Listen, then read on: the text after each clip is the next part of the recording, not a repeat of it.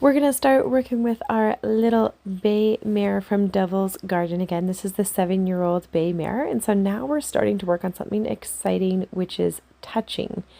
And I start off by using this lunge whip that's actually attached to another stick. And it's just to make my arm longer so I can still pet the horse and get them used to touch, but be a little bit less intimidating because I'm not standing right next to them. So it allows me to start letting them understand that, look, like I touched you, I can touch around your whole body, but I'm not going to eat you, and this is going to be okay. You can see she was really good at me rubbing on the shoulder area, but when I started to go over to her face area, she moves a little bit. One of the things that I really like about her is she's definitely a thinker.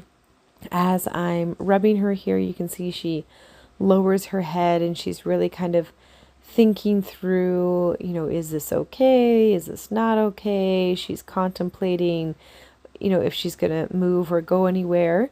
And you'll notice that she has me on her left side, and this is the only side that she currently allows me to approach her on. So the right side is definitely a no-no for her. And some horses don't care. Some horses prefer the right side. I find more of the horses are okay with the left side, and that might be something to do with just the way their brain is and how they see, or it could be because that when they go into the chutes for when they have to get dewormed or vaccinated or blood pulled, that they are put into the chutes and the vet and everything else is always usually on the left side of the pen. So they're kind of used to having people close to them on the left side, not in a good way doing, medical procedures and things like that, but that's what they're kind of used to. So maybe that's a factor. I'm not really sure. Here you can see I'm using the stick to touch her leg, and she's not super a fan of that, but she doesn't run away or have a really big reaction. She's just kicking, which is, her saying, this is uncomfortable. I don't like this. And I'm just politely staying with her. And this is super important. So when the horse, does kick like that, if you stop completely, then the horse learns that the kicking gets you to go away. And I don't want to condition her to kick. So what I want to do instead is just be very polite, be very soft, and say, please tolerate a little bit.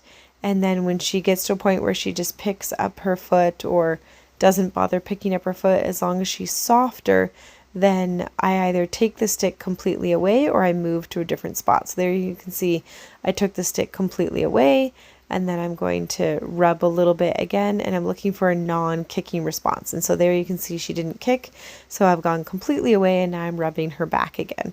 So I want her to understand that if she can tolerate me a little bit and, just tell me politely that it's a little bit uncomfortable for her, that's all she needs to do. And I'll respect that and move back to a different area, but she needs to be polite. I don't want to have those strong kicky responses. This is me just tossing her some grass there. So sometimes she'll take grass by hand, but when I'm beside her like this, it's a little bit more tricky. So I just toss her the grass so she can eat it. So I still want to use that positive reinforcement even though we're at a distance. And then this was me coming out. So I'm fortunate to be able to do Wi-Fi from our indoor arena, which means I can do some work from like beside the indoor arena. So I'm just on my computer there, and I decided to take my computer out to the field. And I thought that was pretty cool that she chose to hang out near me.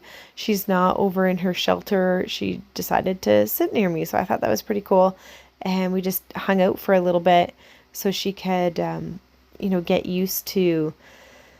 get used to being with me. And I think that helps soften her a little bit towards me as well.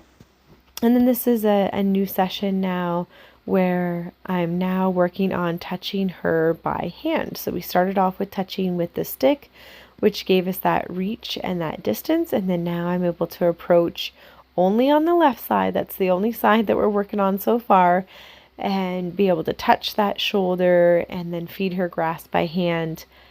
You can see it's kind of funny because the bay horse that's on the other side of the fence there, that is Aurora, which is Franny's Mustang.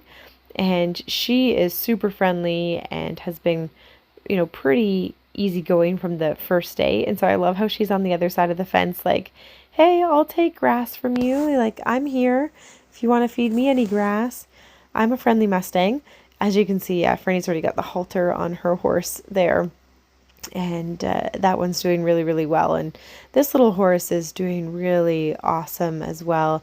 She just seems really calm and slow, like a really slow thinking horse that thinks through things before reacting. She's definitely had some moments where she's startled and, jumped forward and things like that. But overall, she's just very slow. And so that means I do things very slowly. Here you can see I'm working on touching her face, and then I'll offer her some grass there.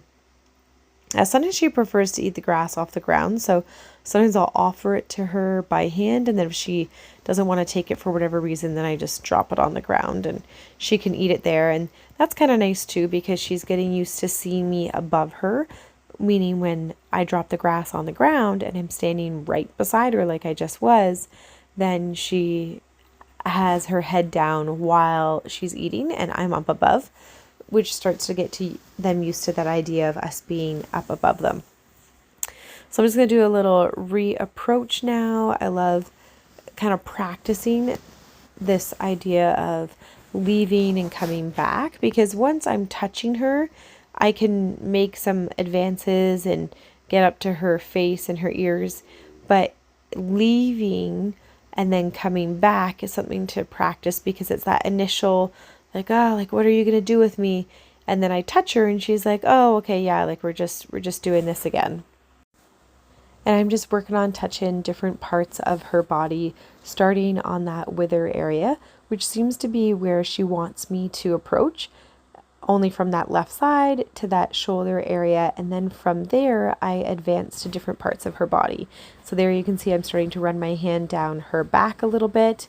And then I'm also moving my hand up towards her ears and on her face. I'm wanting to start to get ready for haltering. So I want to make sure I can touch all over her body, but mostly focusing on her head area. So that way that will be an easy transition for her. And she's doing really well with all of that, standing really nice and quietly. I also want to get her trimmed and, want to be able to touch everywhere, but we have to prioritize the parts of her body that we're working on. And for her, she wants me to touch that shoulder wither area, which is pretty common for most Mustangs. But overall, I let the Mustangs tell me what they prefer. So some horses do prefer for me to start touching them on their face instead. That's where they're used to getting grass from me by hand and having my hand up by the front of their face. And so if they want me to touch there, that's fine, which usually I just figure out by which side they're more willing on. And I hope you guys enjoy watching this little bay mare. That's a wrap up for this session. Remember to subscribe and check out harmonyhorsemanship.com for even more learning.